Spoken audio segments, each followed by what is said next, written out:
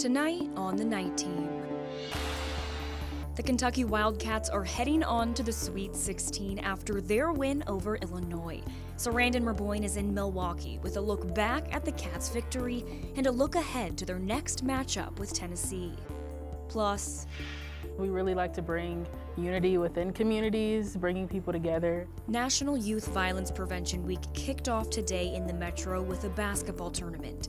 How kids in the community are taking a stand to youth violence throughout the year. And later, an investment in Simmons College, Kentucky, and West Louisville as a whole. So soon, this campus will be bustling with students, with college activities. How a donation is able to transform Louisville's only HBCU. Right now on the WHAS11 Night Team.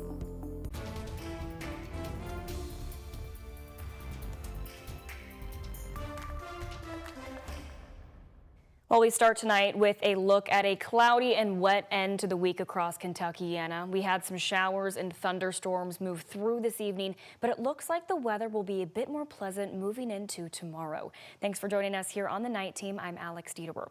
We're expecting to start off the week with some more sun, but more rain seems to be on the way. Let's check in now with Weather Impact meteorologist Danielle Moss with a look at the upcoming week. Danielle.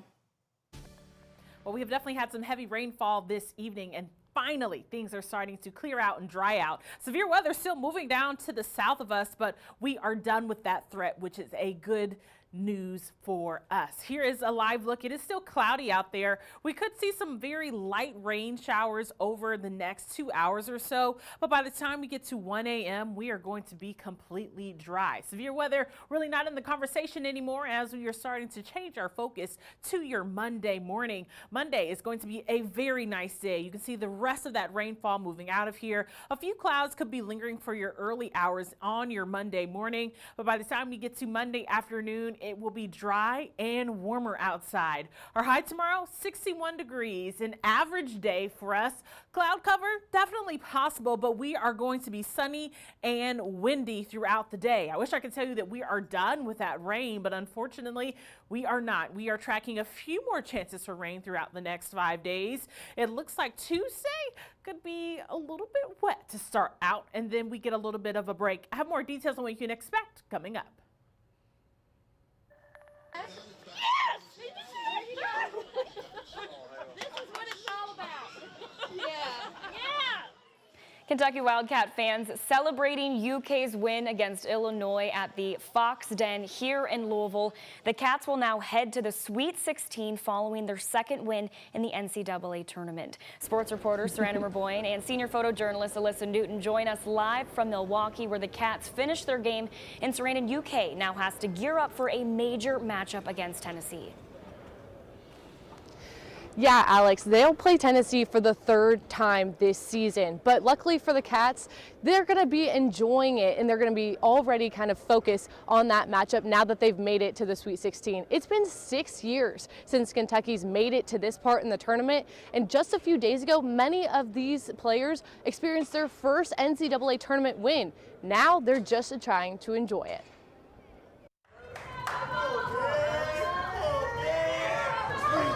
To the Sweet 16, my first time. A lot of these guys first time, but you know, just not complacent.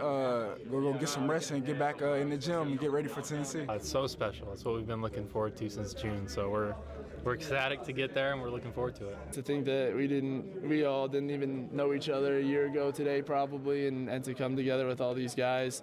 You know, it's a special locker room and a bunch of special people. I think it's just the love that we have for one another. You know, from day one, we kind of just had a real connectiveness, and we kind of just love each other, and we play with that passion. Don't want to let one another down, and it just shows on the court. It feels strange because never in my career have I played this far in March, so I feel like it's like that for a lot of the guys. I remember watching all the games last year and just wondering what it felt like to just be in that moment. So I'm driving here now.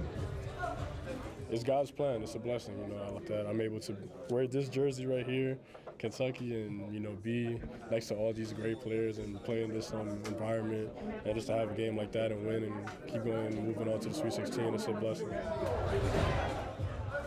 I'm glad that they're able to, experience this. I know it's going to be my third time in Sweet 16, so, a lot of these guys, it's their first time, even playing in the tournament. So I'm really excited for them, and, we got a lot more magic that we got left.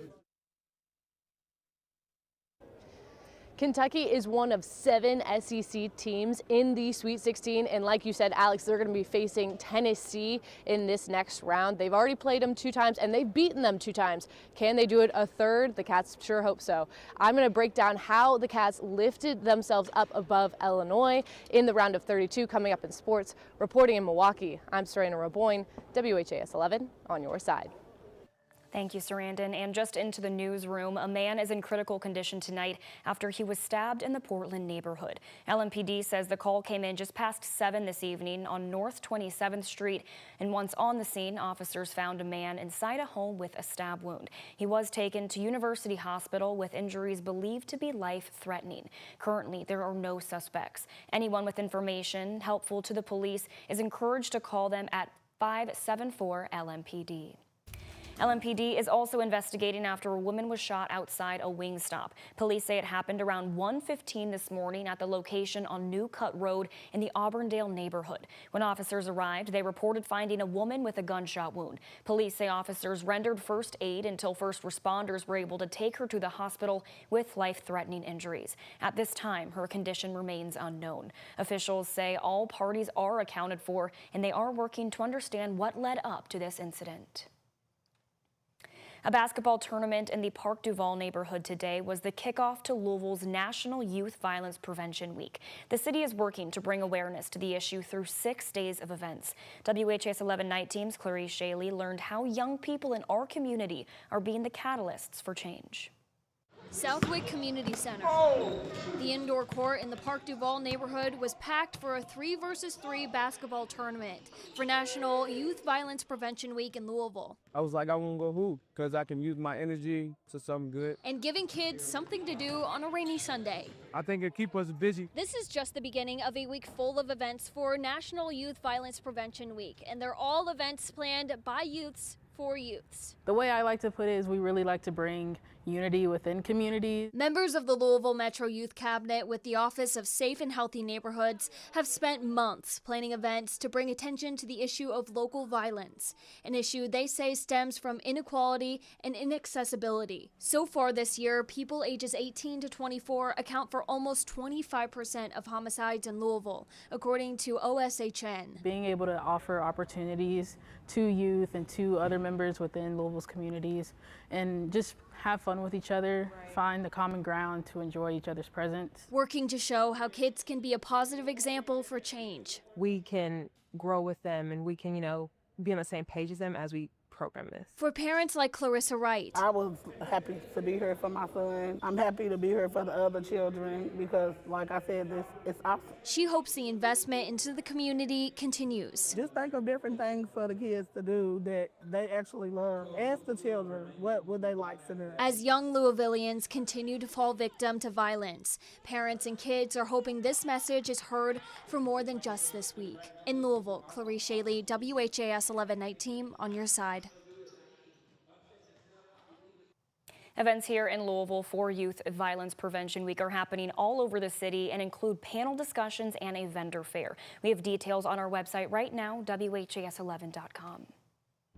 Show me what democracy looks like! This is what democracy looks like! This afternoon, an advocacy group known as We the People sponsored a march in the Highlands. It spanned from Cave Hill Cemetery on Baxter Avenue all the way to Douglas Loop. Organizers say they wanted to raise awareness of their constitutional rights as Americans and preserve the country's constitution. Because it makes a difference to show up. And everyone should show up. Everyone should have a voice. We should not sit just doom scrolling. We need to be doing something and taking action. Mary Burks also said people were protesting the deportation of refugees, wealth inequality, and tax policies favoring the rich. Tonight, we're learning new details following Saturday night's apartment fire in New Albany. We first brought this breaking news to you last night on the night team. According to New Albany Fire, crews responded within 3 minutes of an alert to Parkview Towers on Fisher Drive. Within a minute of arriving on scene, first responders reported smoke coming out of the 4th floor, with the fire located near the back of the building. New Albany Fire says they were able to contain the fire between the 4th and 8th floors and rescued at least 25 people who were then taken to the hospital. One firefighter was also hospitalized and is expected to survive. Investigators are still working to figure out the cause to the fire.